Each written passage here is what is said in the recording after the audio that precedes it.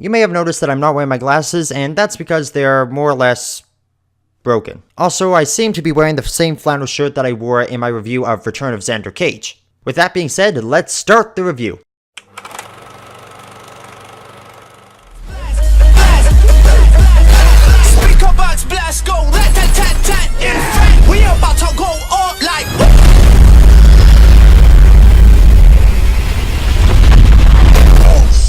We're gonna need a bigger truck!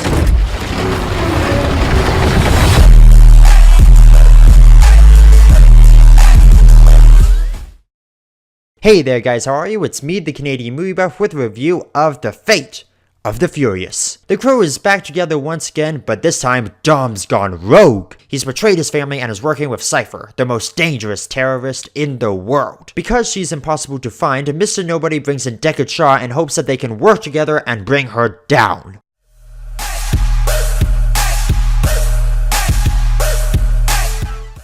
After seeing Furious 7, one could have easily assumed that that was the end of the franchise. The story was wrapped up nicely, the characters of Brian and Mia were properly retired, and it ended on a very heartfelt note. See you again? Still gets me. So it came as a surprise to many when Vin Diesel announced that there would be another trilogy of films to close out the series. This, of course, is one of those three. And while the franchise has overstayed its welcome, its final chapter is off to a great start.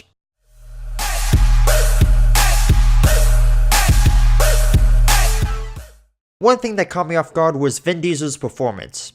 It was actually pretty good. When I first walked into the theater, I never thought Vin Diesel would cry in an action flick. Or any movie for that matter. It's almost as if he realizes how much the series has done for him and is finally trying to put in some effort before it ends. He still has that trademark mumble growl, but at least there's some passion behind it. Also, fresh off another adrenaline-fueled car chase is Charlize Theron playing the role of Cypher, the cyber terrorist who is freakishly intimidating. She's always very calm and collected, even when she's mad. That's what makes her a great villain. You don't know whether she's happy about what someone did or if she's wanting to kill them. She was a huge addition to the series and hopefully she comes back for number 9. On the subject of new additions, Scott Eastwood plays Mr. Nobody's trainee, Little Nobody. Although judging by his character, I'm guessing he was supposed to be a replacement for Brian. I mean, think about it. A by-the-book law officer who's good at driving fast, learns to let loose and become a part of the crew. The similarities are so close it's freaky. I don't know if that was their intention, but regardless, I like what Scott Eastwood did with the role. Hopefully he comes back for movie number 9. One cool thing that they've done with the story is that they made it connect with the past 3 movies. Much like how in Spectre they revealed that Le Chiffre, Dominic Green, and Silver were all agents of Spectre, in this movie they do something similar but with the Shaw brothers. I won't say anything because that would be considered a spoiler, but the revelation that Cypher has had a hand in everything makes you wonder. How far back does this go? We'll probably get our answer in the next 2 movies unless they decide to go to 11. The action is cool and the humor and drama balances out really well, but other than that, I can't really say anything else about it.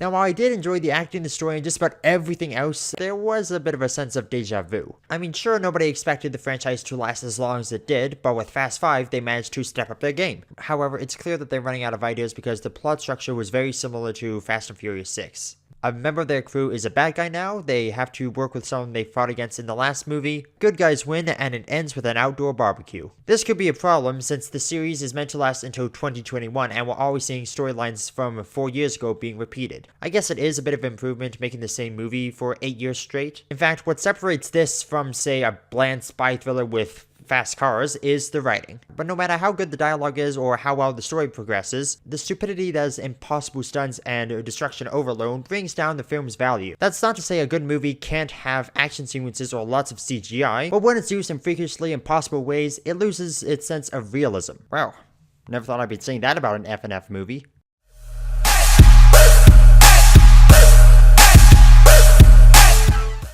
At first glance, this movie may seem like another entry in a franchise that is getting older than its target demographic. When you look at the $1.5 billion that Furious 7 made, you'd think they'd slap on some half-baked product onto the screen and hope for the same result. Luckily for us, The Fate of the Furious feels like a unique entry even if there's a little bit of deja vu. Although it had a smaller opening than Furious 7 at $98 million compared to F7's $147 million, it managed to break The Force Awakens' international opening by a mere $17 million.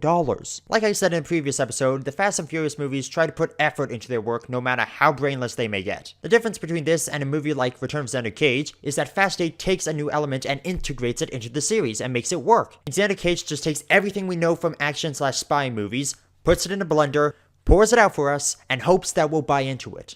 And judging by the North American box office, I'd say we've done a pretty good job of distinguishing bad from good. Even though it somehow made over $300 million worldwide, regardless of that, at least this movie is getting the attention it deserves. It's not a movie I could watch for hours on end, but it is a movie definitely worth seeing multiple times, whether it is at the theater or on Blu-ray. And to the naysayers who are fed up with the franchise, 2 more movies and then it's done. I promise. Alright, that's my review of The Fate of the Furious. Have you seen it? What did you think about it? What's your favorite Fast and the Furious movie? Leave your answer by commenting down below. And as always, this is the Canadian Movie Buff saying, I hope you had a fantastic weekend at the movies. See ya!